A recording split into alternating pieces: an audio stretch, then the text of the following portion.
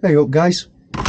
So I was going to have a little rant about my MOT woes, or rather what happens when you find out that there's a little thing wrong with your van, but that little thing is connected to another thing, and then of course that's connected to something else, and before you know it you're faced with a big mechanical bill. So rather than just rant, I thought I may as well do some cooking while I'm at it. Oops, a little bit rich on the old oil.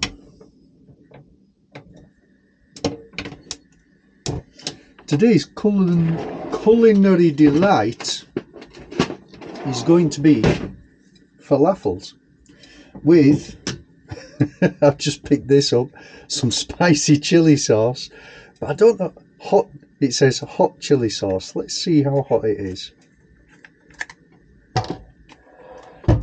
You get these hot chili sauces, oh look at that.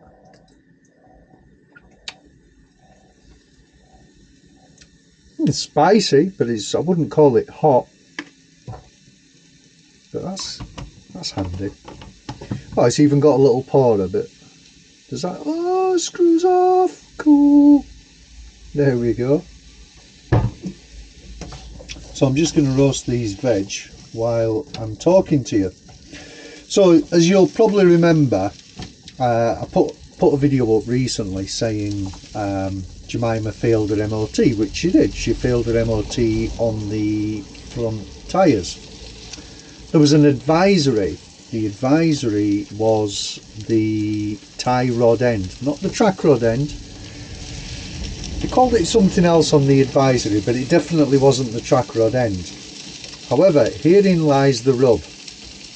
Because the left wheel was so badly worn on the inside, it was actually knocking while I was driving, and I was driving like that for maybe a week while I got the tyres changed.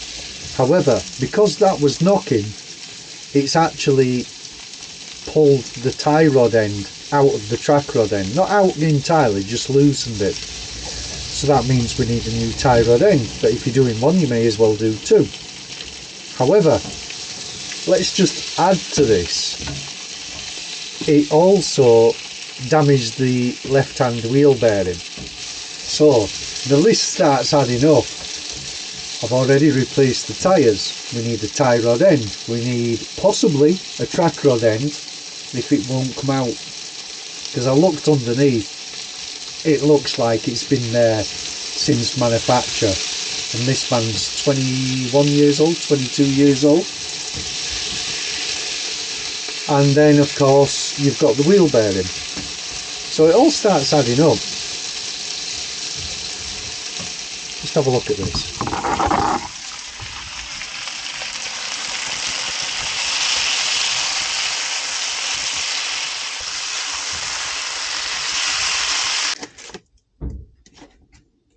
I almost forgot falafels. So get you in there, into the air fryer.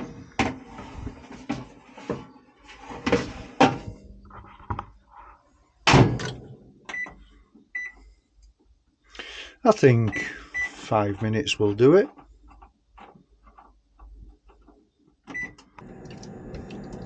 I think the moral of the story is, have a fat wallet if you're going to get your vehicle MOT'd. No.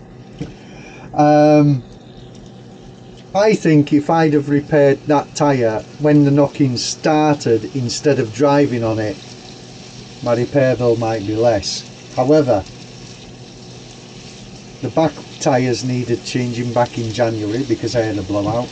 I suspect the van just hadn't been driven enough, and unfortunately you've got to pay for that. Right, back with the food. So the vegetables are cooking nicely.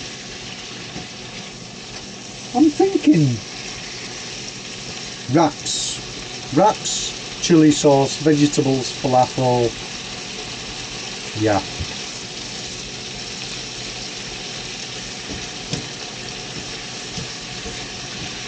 What are your thoughts on old motorhomes and repair bills? Because there's plenty of people out there driving 20, 30-year-old motorhomes. Do you find you spend a lot of time fixing them, repairing them? Do you find that if you keep on top of it, it doesn't become too costly?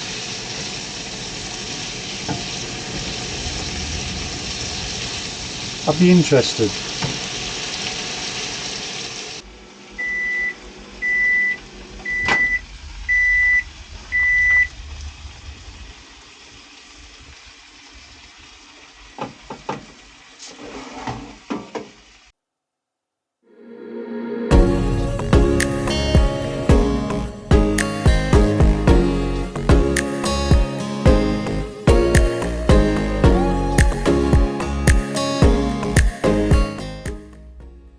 Nice, but missing something.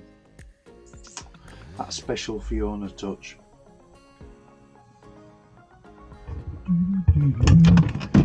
Now, don't misunderstand me.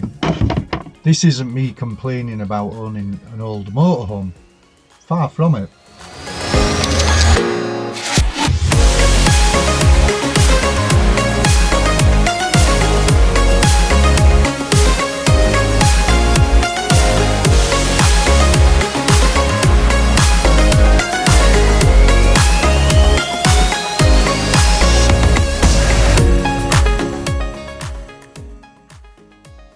No, actually, if anything, Fiona and I wanted an old motorhome, and the reason why was to save money, of course, doing a build, and you get something pre-built.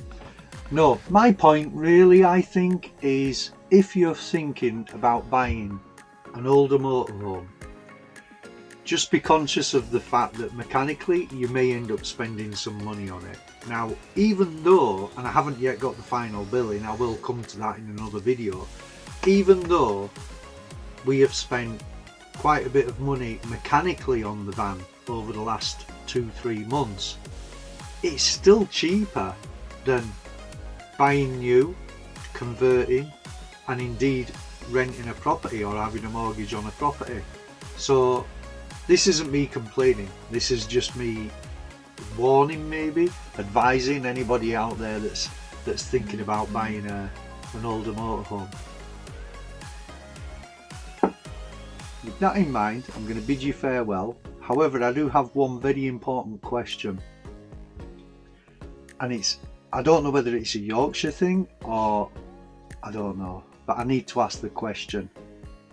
To dunk or not to dunk? That is the question. I'm going to upset a lot of people there.